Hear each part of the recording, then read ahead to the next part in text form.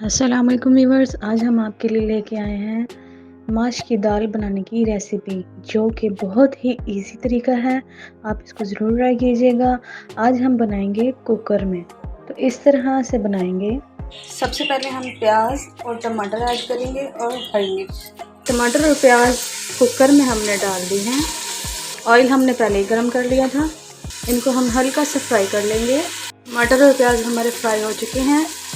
इसमें अब हम डालेंगे साबित गरम मसाला, अचार मसाला, हल्दी 1 टेबल स्पून, लाल मिर्च 1 टेबल स्पून, 1 टेबल स्पून नमक, 1 टेबल स्पून सूखा धनिया।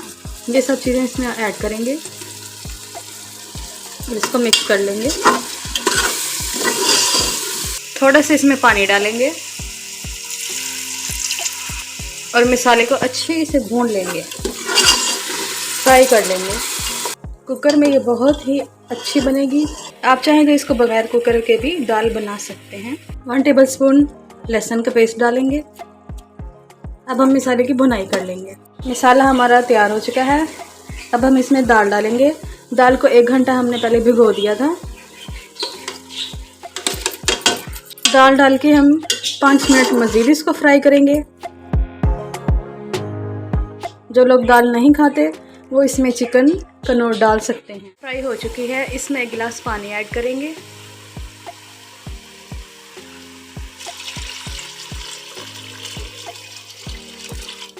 तीन से 4 मिनट के लिए हम इसका टाइम लगाएंगे। माश की दाल वैसे तो बॉईल करके बनाई जाती है।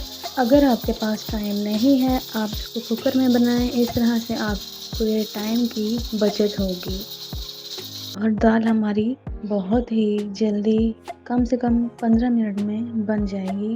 देखिए कितनी अच्छी सी दाल बनकर हमारी तैयार हो चुकी है।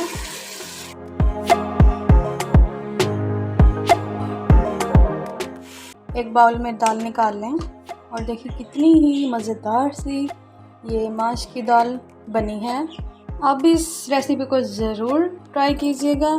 लास्ट में हम इसके ऊपर गार्निश के लिए हरा धनिया डालेंगे, हरी मिर्च।